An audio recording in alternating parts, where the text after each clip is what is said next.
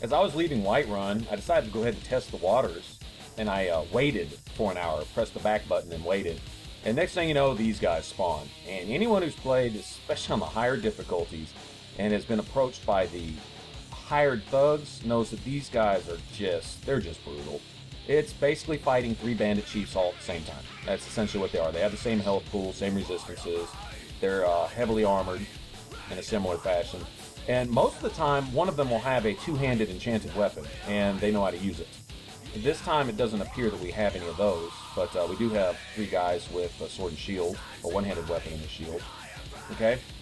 And I thought I would take this opportunity to kind of show off the managing aggro. You see my familiar, even though it's really not doing any damage over there, it is drawing some attention away from me and my other followers so we can concentrate on whittling down these numbers. And what I'm trying to do, and what I try to keep in mind at least, is attack the one that my follower is attacking. Even if I have 3 or 4 enemies all attacking my follower, which one is he or she hitting, okay? And I try to focus on that one so we can, of course, double the damage on that particular enemy. And see, now we've whittled 3 down to 1, and this guy shouldn't be much problem. Now, with his 1-handed weapon, should he turn on me, okay, he'll take away maybe 25% of my health, a third of my health. If he hits me for a critical, maybe half. If he had a 2-handed weapon, odds are he could one-shot me. If he crits me, he's definitely going to one-shot me if he gets a critical, most definitely. Okay, but these 1-handed guys aren't quite as bad. Just know that if you don't have a follower, or if you're not using conjuration, you know, whatever limits or challenges you've set for yourself in your playthrough, that these guys are going to give you the blues because they're relentless. And they will chase you up riverbanks, they will chase you around walls. They're out to get you. Okay, you notice Anise sent these after me, and she had to have done that after I killed her. So the person that sends the hired thugs after you doesn't necessarily even need to be alive. You just have to have essentially stolen something from them, and they don't even have to catch you. That's basically if you just took something from their house. The Battleborns are notorious for sending, the old lady Battleborn, I don't remember her name. She'll send hired thugs after you a lot.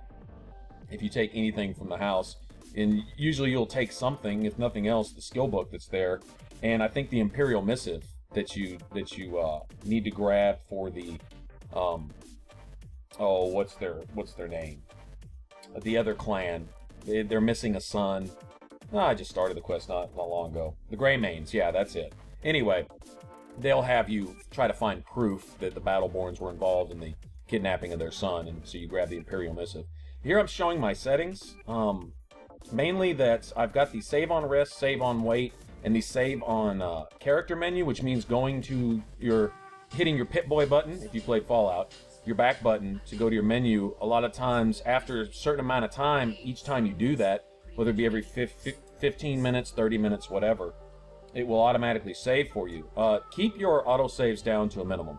It strains your cache or your RAM, whatever you want to call it, the least.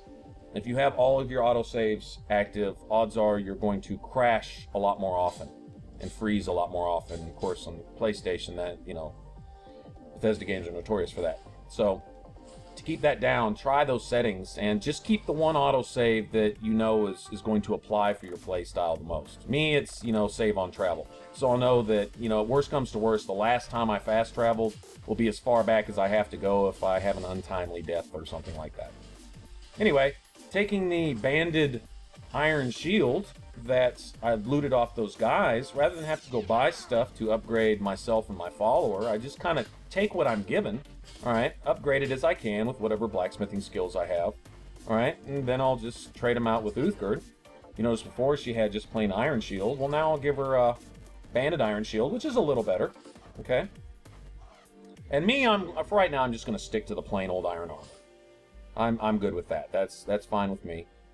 And stick with my little Draugr war axes because I think they look cool. And now what I want to do is I was about to level, so why don't I go train before I level? I have 5 training points that I can utilize, and if I level, I'm going to wash those points, so I might as well use them, then level, and then I can train again. Okay, so here's a restoration teacher, and restoration seems to develop pretty slowly, at least for me, because I don't use the higher level restoration spells. So the restoration experience bar moves up really, really slowly for me. Alright, so I'll train with this, and that ought to move my experience bar greatly. I won't be able to see it right now, because my level's already maxed. But I can assume that in the background I will be getting XP for all these training too. And then when I do level, I'll have a fresh experience bar and 5 fresh points, and then I can go train with somebody else. So let me sell all my magic-related junk that I don't want. And then go ahead and train.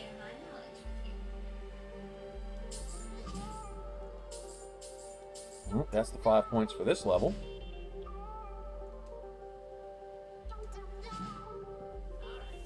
There we go. Alright, so let's go ahead and level.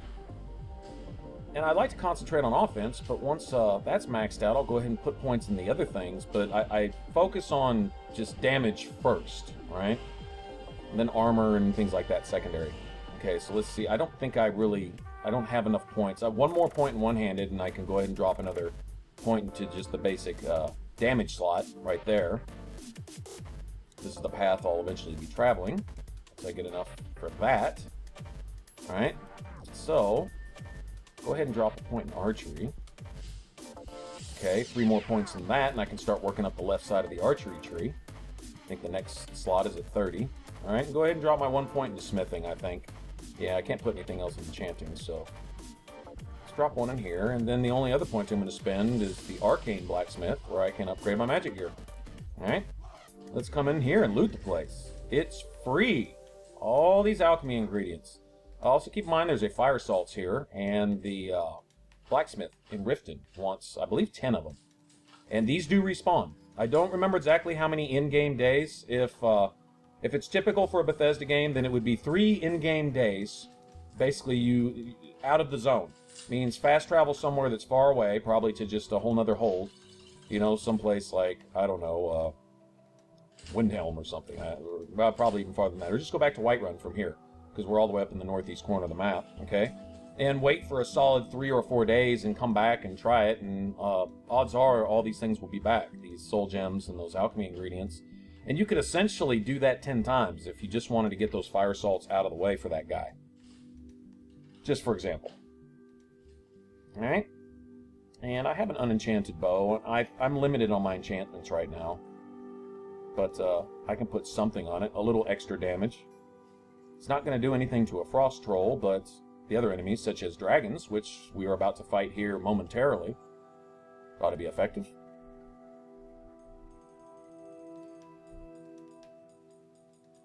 Go ahead and name it. Use cool spellings because I can. Alright, and there we go. Well, instead of doing, I guess, what, 16, now it does 26. Alright, now we get to go find this other trainer. I want to go train in destruction again because it's still really, really low. So the training will be relatively cheap, and I'm almost out of gold. Nope, that's the restoration person. Alright, it's probably downstairs. We were in the Hall of Countenance, by the way. Just FYI. Where the teachers sleep. And there she is. I see some ice wraith teeth on her shelf up there, too. I need to keep that in mind, because there's also another lady in Riften that wants ice wraith teeth. Alright, we'll go ahead and train 5 times with her, and that'll be it for this level. We'll see how far this gets us. Looks I'll be close to halfway to 12. Roughly.